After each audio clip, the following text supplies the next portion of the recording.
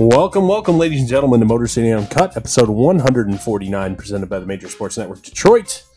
Here on September 17th, 2017, I'm your host, Dorf, joined each and every week by Major Sports Network founder Adam Hernandez, and look who decided to show up this time, Shawn Bell. Right?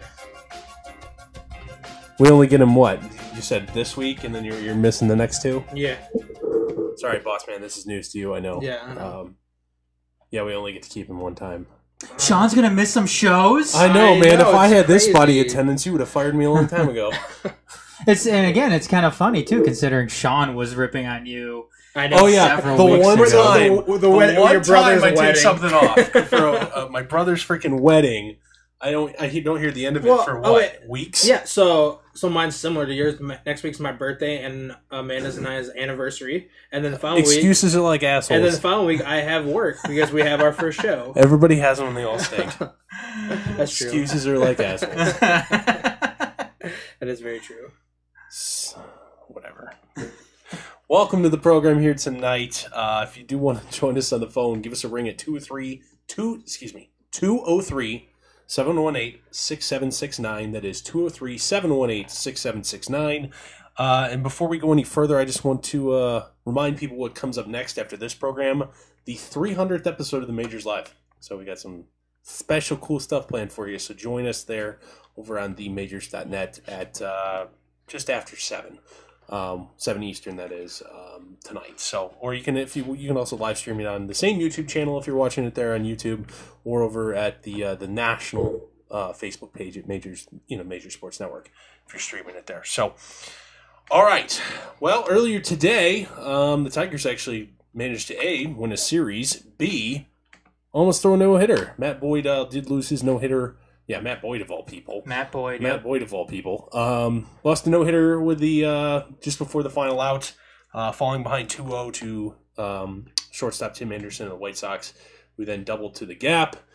If there was a major league competent defensive right fielder in right field at that time, that ball would have been caught. But hey, at last we have Nick Castellanos out there. Smile. Can't see my smile. I got to move off the microphone. Defensively competent. But we don't, because we like playing the Gumby Deer out there instead. So, which I got hammered for making a snarky comment about Nick Castellanos playing out there, and I'm not going to go into it anymore because Dorf, we talked about it last week. People are dumb.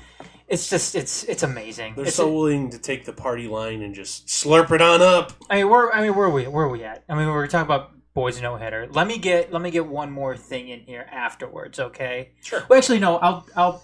The only other base runner you allowed besides that Anderson double was a walk to catcher Bob Brantley. Because we're going to be talking Brad Ausmus too, so I'll insert it into when we discuss that. We are talking Brad Ausmus later. That is our next topic. But with that in mind. Like I said, the only other blemish is a walk to the 9-hitter, of course. Mm-hmm. Former Tiger Rob Brantley, actually. Yeah, he was part of the Annabelle Sanchez trade. Yep, and Omar Infante deal. Yeah, Annabelle Sanchez and Infante for Brantley, Jacob Turner, and somebody else. Tigers won that deal, by the way. Yes, they did. Because Brantley was supposed to be all that in a bag of chips and turned out to be terrible, and now he's on this fourth organization. I'm assuming we all know the Jacob Turner story. So, I'm assuming anybody that Dave Dombrowski drafts isn't Jacob Turner with the White Sox? No, he was with the White Sox last year. He's actually, I believe, in the Nationals bullpen. Jacob Turner is? Jacob Turner, I believe, is in the Nationals bullpen. I'll look it up real quick. He's made a couple starts for him this year, too, but I know he's been with the Nationals for the majority of the season. So I thought he was waiting tables at a Denny's. That's what I thought he was. I hope he's not that desperate considering the signing bonus he got. Sheesh. Yeah, he's with the Nationals. Currently on the active roster? It's played in 18 games. He started 2 games for him. Yeah, I told you. No, good for him. Mm-hmm. It's awesome. Good for him. Seriously, good for him. Good for him. It's on a major league roster. He has an ERA of above 5. But he's on the major league roster. Bad for him. You know who else has a ERA above 5? Matt Boyd. He almost threw no today. So does Rick Porcello almost. Guess what? He's about to go to the playoffs. I know. It's ridiculous. Anyway, so back to the Gumpy Deer in right field that should have caught that ball. You had Alex Presley, Tyler Collins, and Andrew Romine on the bench, all who I guarantee would have gotten that ball. Right. I remember I was actually right before this happened. Actually got in a little mini argument with my dad about this. He's like, "Don't put anybody cold and off the bench; they'll blow it defensively." I'm like, not when it's Nick Castellanos. No. I'm still pretty sure that the cold players on the bench are still better defensively. Yeah, absolutely. And then I reminded him of the Dwayne Wise catch in the Philip Humber perfect game and how he came in cold and saved the day. So, how that was a great idea. Which you bring up Philip Humber, which is good indication here because I'm sure there's gonna be plenty of people out there screaming about Matt Boyd and how he's great and everything. He had a 590 ERA coming into the game. Philip Humber's another one. Philip Humber was out of the league. Well, it's a good reminder if you don't have to be a good pitcher to pitch a no-hitter. Wasn't Phil Humber? Yeah, it was Phil Humber. Wasn't Phil Humber? Wasn't that a perfect game? It was a perfect game. Yeah, it was a perfect game. Well, did you see the last strike call in that perfect game? I can't remember it. Okay, it was AJ. I forget who was behind the plate. AJ Przinsky was catching. The ball was like that far off the edge of the plate on a 3-2 count to end the game. Like, oh, sorry, let me get my hands in front of the camera. Okay, that's about 8 inches off the plate. Wow. Yeah, bad. Bad. Lucky call. Anyway, so Phil Humber, Dwayne Wise, yes, defensive replacements work. And sorry, your boy Benny Fowler just got hurt. Did he? Yeah, he got up and then went right back down. Whatever. I have like a million mediocre wide receivers on my team. Those get off my teeth. All right. So with that in mind, does this?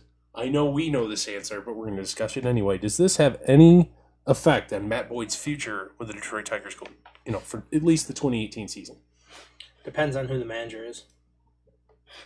Perfect segue, Shawn. Nice job. He's a professional. Let's just roll right into the next one then. Brad Ausmus' future. His contract's up at the end of the year. There is no smoke regarding surrounding the situation regarding what they plan on doing with him. Mm-hmm. What do you guys do? What are your thoughts? I'm going to give you guys the floor first, and then I'm going to kind of throw something in the mix here. As much as I don't want him here and think that he's useless and all that stuff, but Tigers are going to be pretty bad for the next 2 to 3 years, maybe, depending on if they want to start. At least 2, right?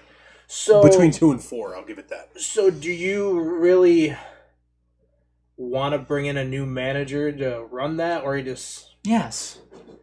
Yes. Okay. Yeah. Shawn, you're stealing my train of thought here. I know we didn't pregame this. We didn't talk about this. I don't think you're wrong. You're going to suck anyway. Right. Exactly. So what does it really matter? You're going to want to. You're going to essentially have a third manager. Let's not call it a third manager. So a second new manager by the time you're good again. Okay.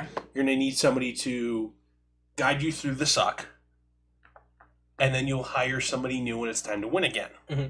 But the one thing, similar to how like the Astros. The one thing I don't like about that though too is say you lead them through them being awful and all that stuff, but these next few years is trying to see what your young players can do, and you want to build them up to be a successful organization again. But if you're going to do that, you kind of want somebody in there to work with these guys, learn with these guys, and then when they start getting better, they feel comfortable, and thus like not bringing in a new manager to. That's an overrated factor. You think so? What, yeah. Teaching? Yeah, you don't need this continuity. You don't need the guy that you in-house already on staff that you want when you're ready to win again. No, you don't need that right away. I agree with you on that notion. However, I mean, to me, Brad Ausmus has done nothing to warrant or deserve a contract extension. As Dorf would say, he's below replacement level. It's not just me who says that. Oh, I think, yeah, okay. Dorf would be that's my term for it. Dorf would be one to say something like that, sorry. And he's absolutely right. Why should they bring back Brad Ausmus when there's plenty of other guys out there to see what we can get from them? You know what I mean? Mm-hmm. Why do we have to keep on continuing with a guy in Brad Ausmus. Let's be totally frank here. Brad Ausmus isn't a guy who can be a good manager, but is just getting bad breaks. Mm-hmm. No, Brad Ausmus is a bad baseball manager. Brad Ausmus has been a bad baseball manager since day one with this team.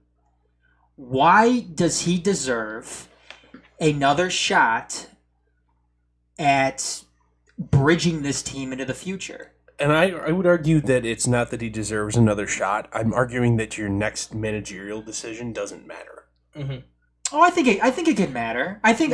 Why though put yourself in that position in a no matter situation when you can get a guy in here, somebody new at least, new blood, to at least potentially give this organization something that they haven't seen before. And maybe, just maybe, that next guy that they bring in is a guy that, not only, helps them now, but could also help them later on. So, because you're not wrong here, and my point is that I guess that the amount of times that bad clubs or situations similar that the Tigers are going into now, where that young and experienced manager that you hope grows with the team is hired, the amount of times that guy is still around when it's time to win again are very few and very far between. You want another reason why Brad Ausmus shouldn't be around? What is that? Why is that? Because apparently he has no idea whatsoever how to preserve Miguel Cabrera. He doesn't. He has. I'm not totally convinced that that's not out of his control. Offhand, it is in his control because he's the one right now. Offhand, you may be right, but offhand right now, remember, perception is reality, Dorf.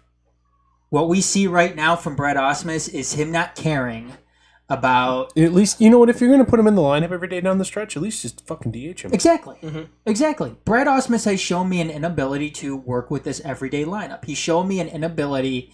But like I said, I'm still not convinced that that's not his decision. And you know what, too? How many times has Brad Ausmus been completely uncreative when it comes to working with this roster? And Dorf, I will give you. Remember, he's the one. He's just given the roster.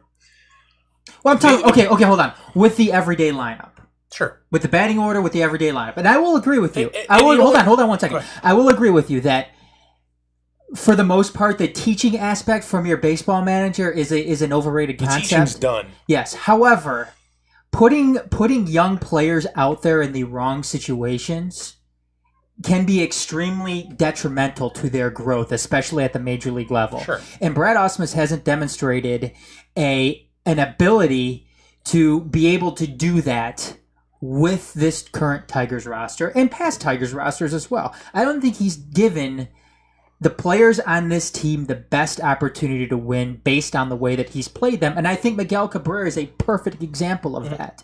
And the way that this team continually tries to covet Victor Martinez, and I know he's not here anymore. I know he's had heart surgery, but if he's back next year, you can sure bet that yes. 6 out of 7 days. Exactly. And especially at the beginning of this year, why was Victor still batting cleanup? Exactly. So long? These are. That's why I'm not convinced that it's not out of his control. Well, these are just all examples. Because no manager would be able to look at or justify that to his clubhouse or anybody, that why are you hitting a DH with an OPS under 7 in the cleanup spot? Why? First off, why is you have the guy DHing that has an OPS under 8 on an everyday basis? And 2, let alone, why is that guy hitting in the cleanup spot? That's not justifiable on any grounds other than it's not my choice. That's what that's coming from upstairs. And that, it may be the case. It may be the case, Dorf. I don't know. But again, perception is reality. Here's what to lead me to believe that it's not under his control.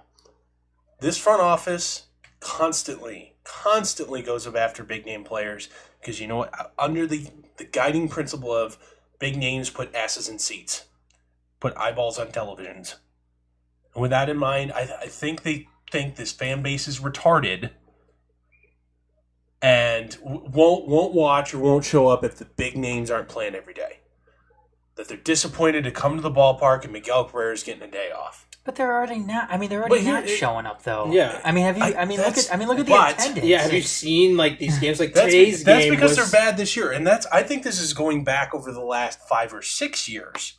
Okay, that's not just a new problem now, and that's part of the reason you don't hear anybody on Sports Talk Radio bitch about the lineup anymore. Guess why? The big name players are in there every day. Don Kelly. This is back when they were trying to win. Still, we're not going to talk post trade deadline this year. Back when they were still trying to win. The big name guys are in there every day, come hell or high water. Regardless of platoon matchup, needed rest, nagging injury, yada, yada, yada. It was the same. It was essentially the same 9. The only guy that got a day off was a backup the catcher. I think it might be an organizational philosophy that, we don't, we're putting attendance and TV ratings above winning over the long run, because we don't want to hear people bitch on Sports Talk Radio or bitch on their blog or bitch on Facebook that I went to the game and Don Kelly was playing instead of Miguel Cabrera. I want my money back. But if they're concerned about attendance and TV ratings, then why are you getting rid of Justin Verlander? Yeah. No. This is prior to the sell-off, because the sell-off was the right move. But what I'm saying is, this is all prior, and this is why I don't think it's under his control. And now that it is, you're starting to see some changes in creativity with the lineup. Now, that it doesn't matter. But and B, you're trying to rebuild. You're trying guys in different spots, and you know what? You're quite honestly, since the sell-off, if you wanted to make a lineup, an everyday lineup based on the sabermetric guide to success, they've pretty much done that every day. Moving different guys up and down, moving in the order, putting them in the best chance to, and changing who's on the field to put your best 9 out there, regardless of the matchup. Because now it doesn't matter. Fuck, you could hit Andrew Ormond cleanup every day. It wouldn't matter. Your season's over, and it's going to be a long couple of years. I mean, you may want to, tell me to go put my tinfoil hat back on for all this, but I'm not convinced that this wasn't out of his control. And now, that doesn't justify a contract extension. But in Illich-run organizations, being a good soldier has gotten many a subpar, front office personnel contract extensions in the past. And you can see it both in the Red Wings organization, when it comes to their players.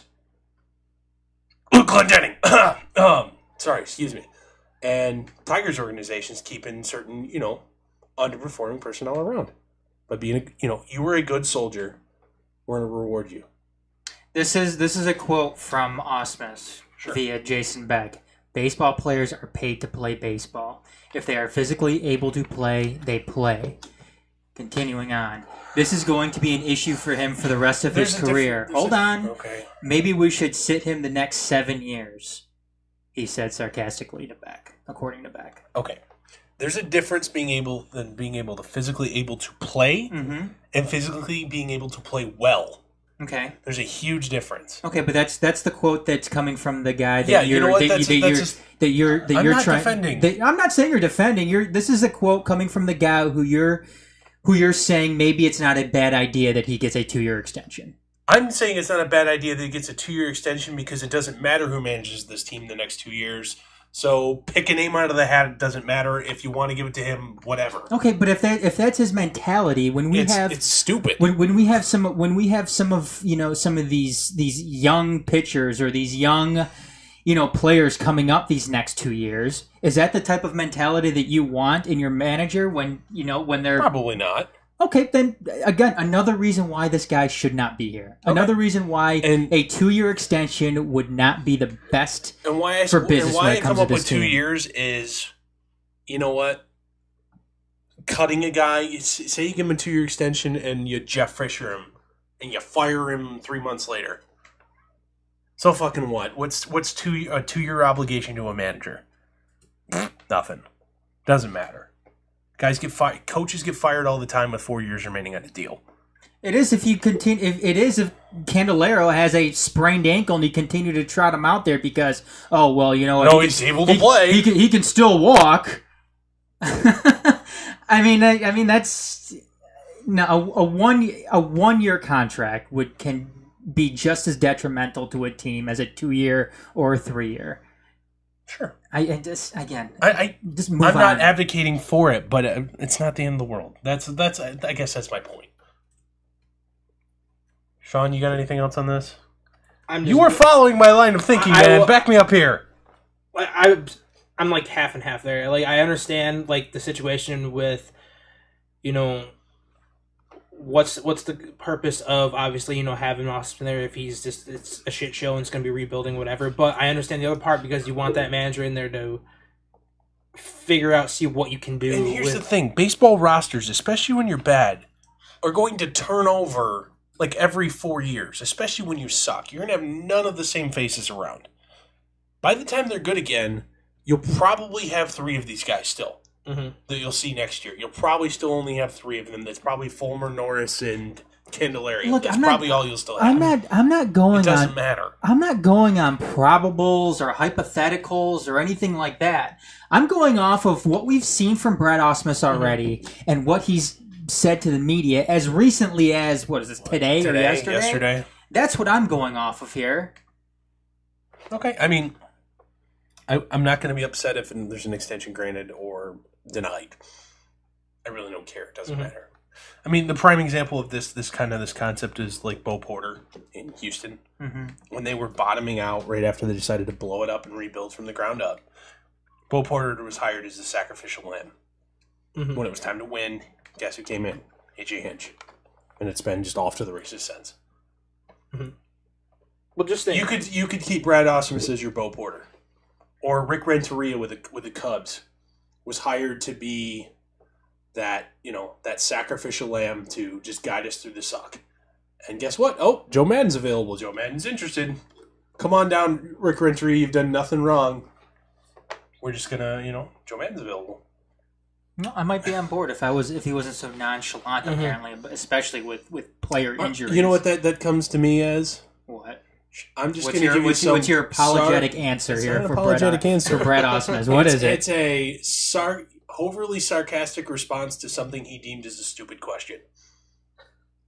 It's a stupid question to wonder why you keep on playing a guy. It's not. Check the report. Again, a more reason. Check the report. More reason to sit here and just prove that Brad Ausmus, even a 6-month contract is a bad idea for this team. Fair enough. I mean, God. I mean, it's. I don't know. Whatever. The guy's baseball inept. That's what he is. He is baseball inept, and he had a nice baseball, career as a middling catcher. Yes, you know what? Give him back to San Diego. Have him run errands for that front office.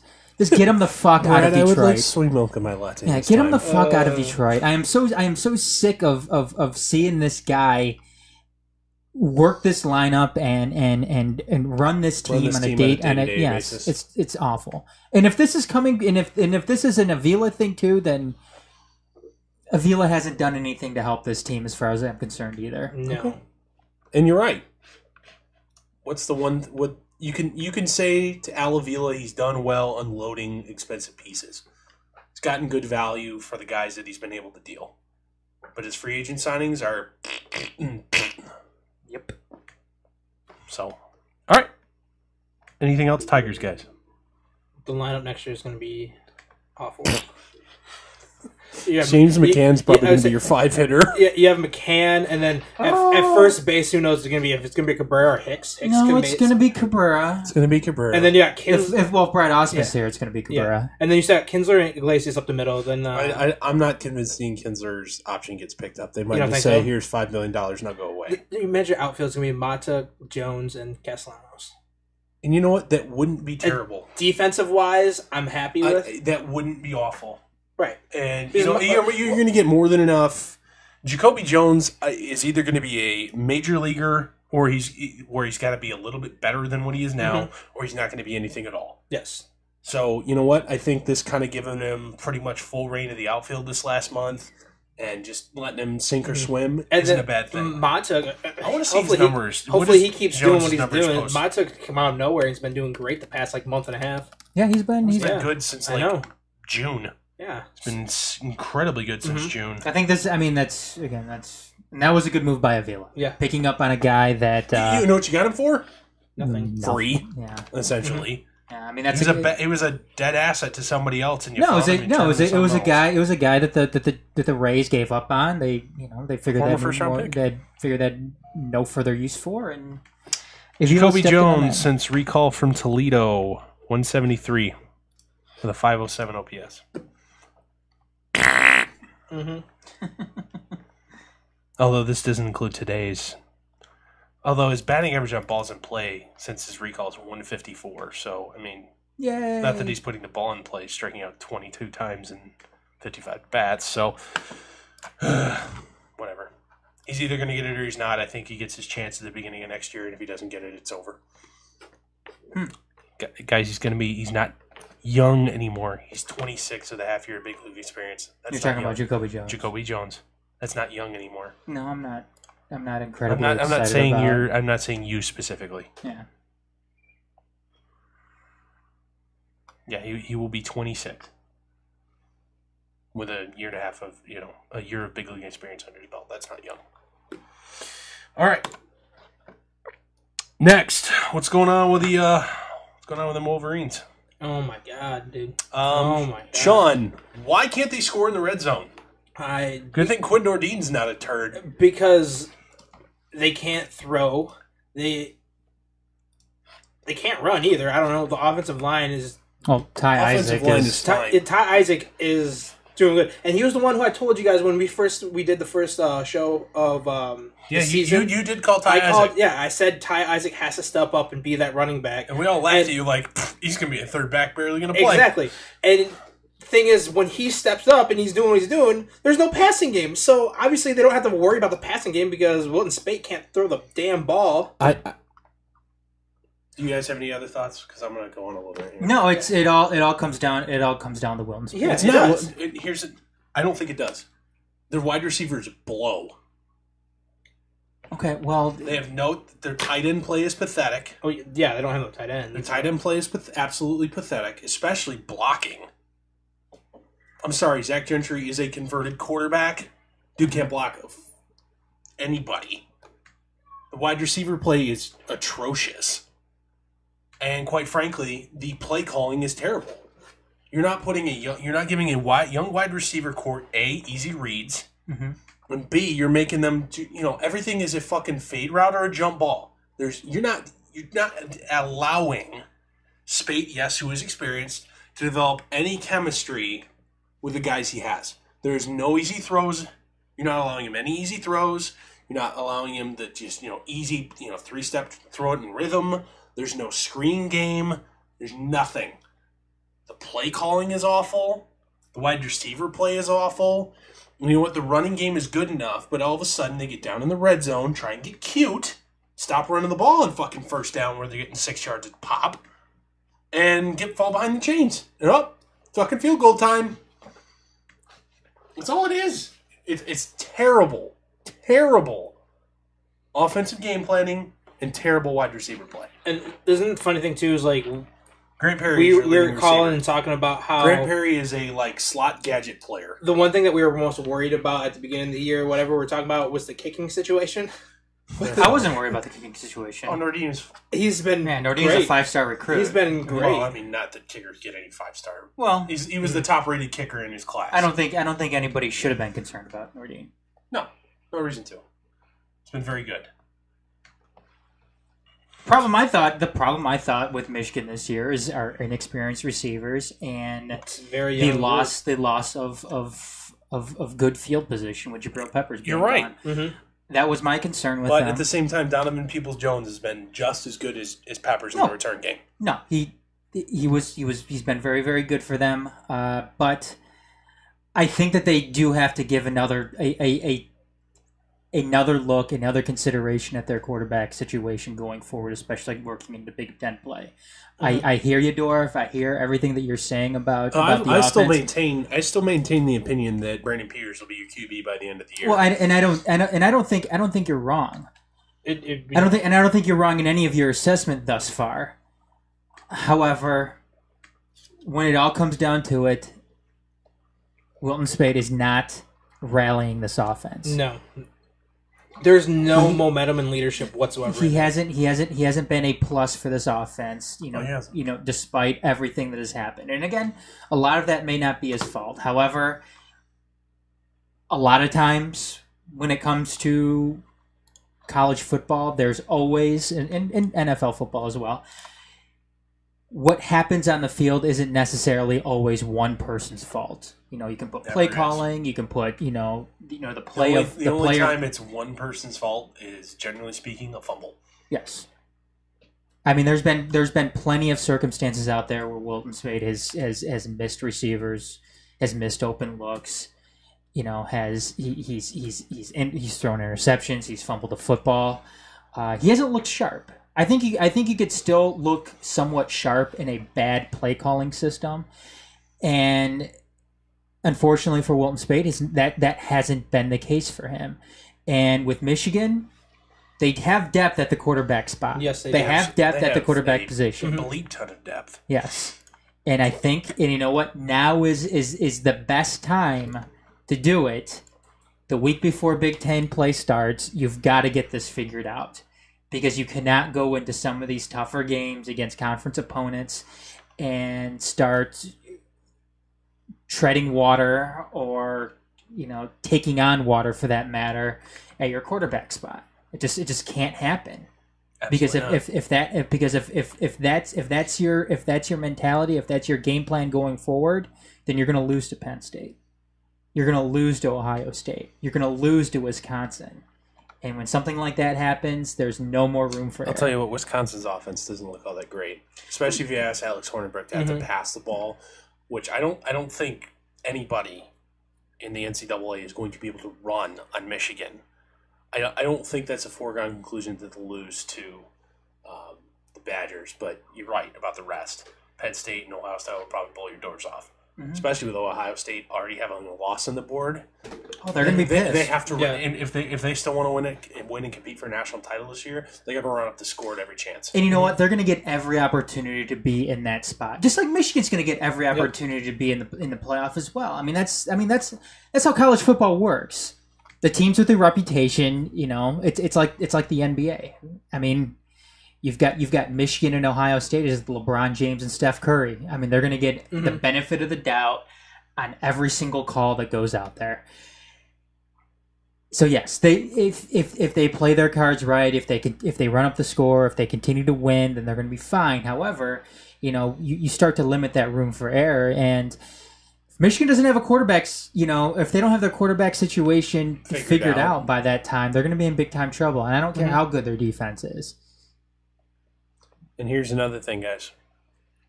We need to loop back to the previous topic for a second. Tigers? Quotes published from Brad Ausmus about the should you have replaced Nick Castellanos in right field question. Yeah. Further proves your point. What's that? About him being managerially incompetent. Yeah. Got pissed off when was asked whether or not he should have done that.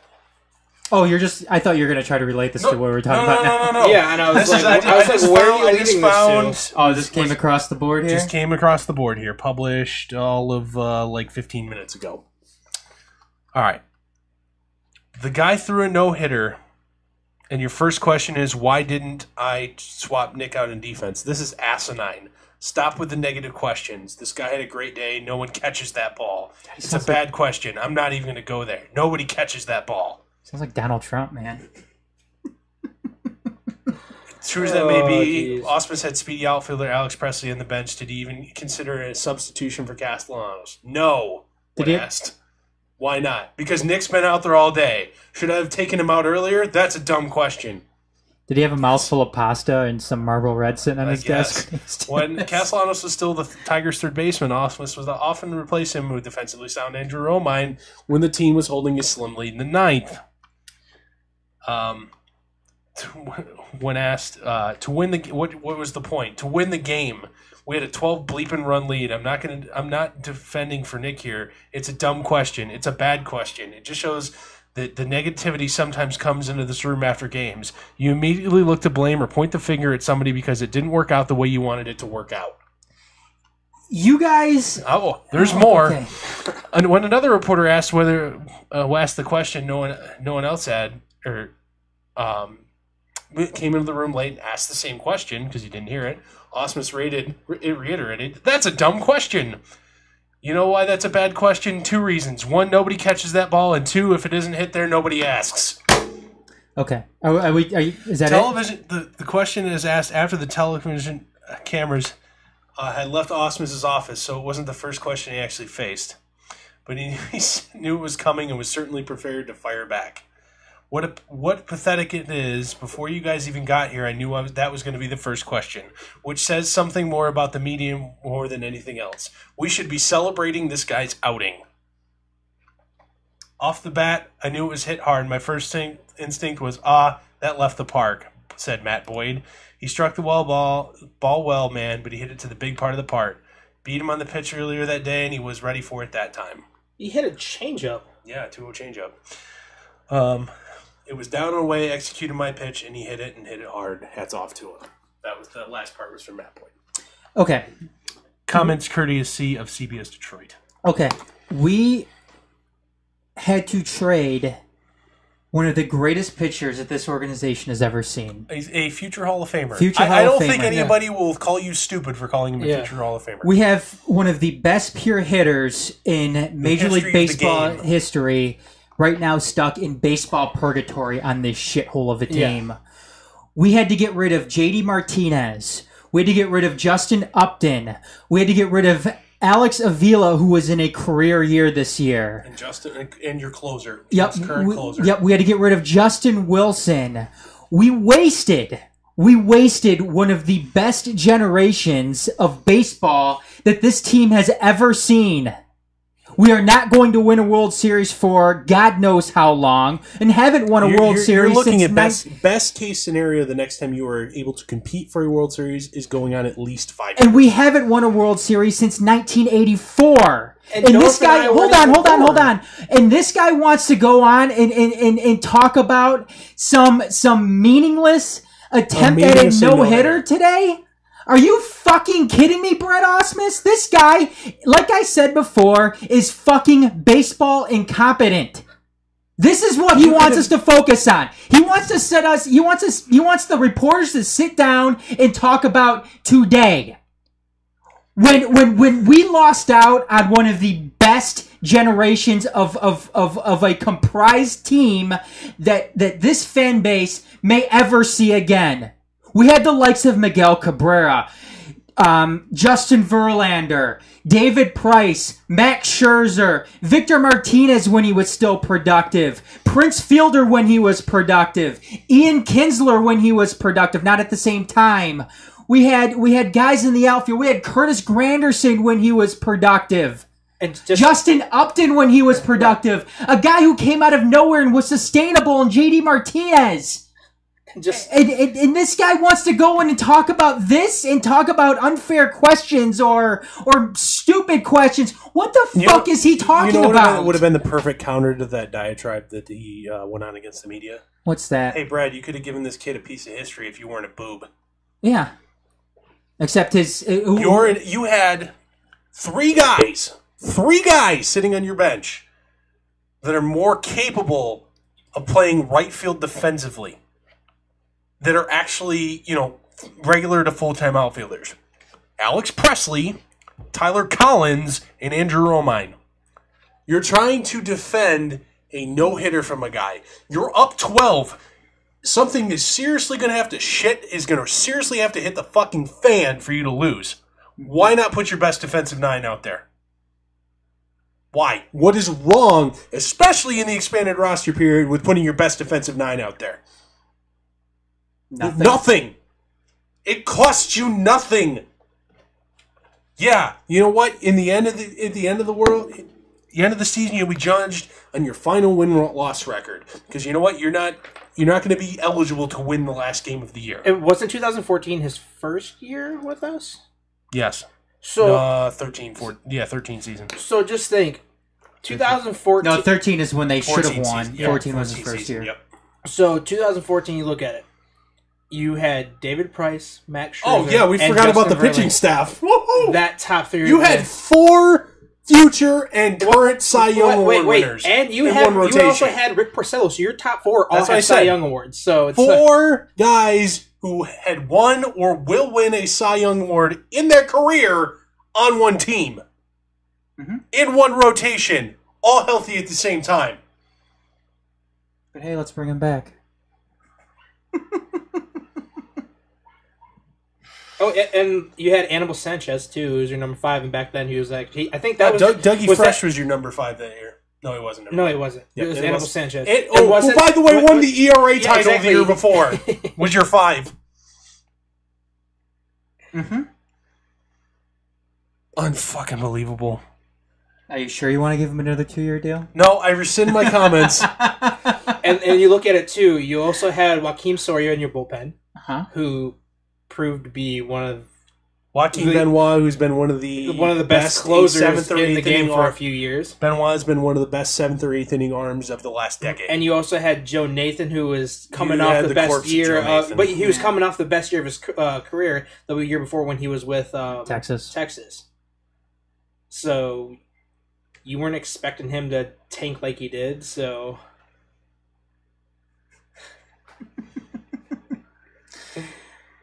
Hey. Mm-hmm. Yeah, more evidence that Brad Ausmus should have been fired a few seasons ago. Yeah. All right. Back to the Michigan problem. Well, this is a Michigan problem. Yeah, this is a Michigan problem. Specifically the Michigan Wolverine problem. Okay. At what point do you start? Let's recap this. Michigan's offense is struggling. At what point do you kind of start, having Lord and Savior Jim Harbaugh shoulder some of this blame for inability to put a productive offense together? It's never going to happen. I understand that. He's never going to. When should it happen? When their first loss happens. Yes. If there's a first loss, Jesus Harbaugh be brought back to earth. There's not much. Oh my God! He doinked another one. Anyways, for the South Korean kicker missed those 2 weeks in a row game tying field goal. Well, you know what? There needs to be. Well, I don't say there needs to be, but I don't think the criticism is going to come until there's a humbling loss. And see, I don't think that's going to really happen with the schedule that they have. So it's not going to. They could keep doing exactly what they're doing until they play Penn State, Wisconsin, or Ohio State. Those are the only 3. And we have Purdue this week, Michigan State, and 2 more. Don't look past Purdue. Purdue. I forget who did they just whoop on Saturday? They blew somebody's doors off on Saturday. Don't sleep on them. Hold on a second. I got it. Do you? Missouri, 35-0. They just on the beat road. the piss out of Missouri on the road. An SEC team. And they lost to Louisville in week 1, 35-28. A pretty good Louisville. Yeah, you know what? They got pants by Clemson on primetime, but still, regardless, a pretty good Louisville team. Yeah. And this is on the road, too. Mm-hmm. I mean, that humbling loss may come this week. You never know. Yeah. You never know. It's true. You never know. The way that Michigan... they play at home, though, right? No, they're on the road. Oh, they're in Purdue? They're at Purdue. In West Lafayette. Michigan can't play home games every single week. They only have, I think, 4 away games this year? They only had 3 away games the year before. 1 neutral siter. 8 home games. Bastards. Sorry. Somebody refuses to play somebody in non-conference play on the road. Who that is. Any hoozle. Anything else you guys want to talk about Michigan Wolverines wise? No. Defense looks really good, though. Oh, yeah. Defense still looks really, really good. Dude, Devin Bush, sackmaster, man. Another sack and a half this week. He's got like 5. The guy's like a fucking missile. I swear to God, the guy He's very small. Yeah, he's small. He just like he comes out of nowhere. Mm-hmm. He will come out of nowhere and take your fucking head off. Modern linebacker. I'm a little bit undersized, but I'm fucking run around everybody who I can't take head on. I'll just run circles around him. Yeah. Everybody's like, oh, he's gonna get his ass kicked. Nope. No, he's usually the one kicking the ass. So. Yeah. Mm-hmm. He's a fucking missile off the edge and sub packages. Damn. Anyway, cut room floor. Michigan State says sent 10 players down to Houston to help with the recovery during the bye week. 2 Spartans contribers, actually starters on offense, are from Houston. I thought you were going to say, and 2 Spartans got injured. I know, I was waiting for that. I was just like, Jesus. I'm like, please don't get hurt, guys. Please don't, like, strip your ankle of all the flesh by stepping through a hole in the ground. I was waiting for it. Like, and 2 Spartan injuries. 2 guys are out for the year having to have their legs amputated from tetanus. No. Starting left guard and starting wide receiver, Tyler Higbee and Darryl Stewart, respectively, are from the Houston area. Went home and to help take care of things, accompanied by 8 other teammates. Yep, good for them. Good for them. Mm-hmm. Spent their weekend off down there this past weekend. I believe they return tonight. They do return tonight. Also, notice I haven't talked about any Lions recap today. It's because they don't play till tomorrow. They're on Monday Night Football tomorrow night against the Gigantes. And did we all pick them to lose? Do you have the sheet over there? I think I have them winning. I think I have them winning. I don't remember. Sean, I'm pretty sure you have the sheet. You're the only one that has them not making the playoffs, so I'm pretty sure it has to be you. This is a game. I don't know how to do this shit. It's somewhere around here, though. Okay. This is a game that if they should win. If they're serious, if they're serious about if they're serious about winning the division, yes, they need to win this game. Giants look awful. They do. And Giants are awful. I'm not convinced OBJ plays tonight, or tomorrow night. Yeah, Giants have no offensive line or anything. Even if they do, even if OBJ does play, the offensive line has got to stop. Darius Slay, step up, brother. The Lions' front D is pretty solid looking right now. That Giants' offensive line is going to be in for a treat. Ziggy Ansah, the only player listed as with a injury designation, he's listed as questionable. Report came out about an hour ago. And see, I think that helped out with him. Play. I think last week having him just being on the field helped out because it took a lot of. I bet you Ziggy Ansah won't practice a single time this year. Probably not. I don't think he'll play. I think he's kind of at that point where wouldn't call him fragile, but. At the point where he probably won't play or practice at all during the week and just will play. So, got anything else, guys? No. All right. I think I might have some sad breaking news here. Oh, no. Brad Ausmus is fired? It looks like Bobby the Brain Heenan has passed away. I don't know who that is. Yep, Bobby the Brain Heenan, legendary pro wrestling manager. Okay. Has he been like sick? Has he been battling anything? Oh, he's been sick. Have you seen pictures of him within the last several years? No. Looks nothing. I'm gonna Go look him up. He looks nothing like he did. He had throat and mouth cancer. Oh. I'll just leave it at that. Is this like worth it? And what that does to your appearance when you have something like that. Eat your face. Eats your face, yep. All right. That is going to wrap up tonight's 149th episode of Motor City Uncut, presented by the Major Sports Network Detroit. Join us each and every Sunday night live at 6 p.m. Eastern right here on where you're watching us because we're in like 4 or 5 different places right now. So for Adam, Sean, I'm Dorf. We'll see you guys next week.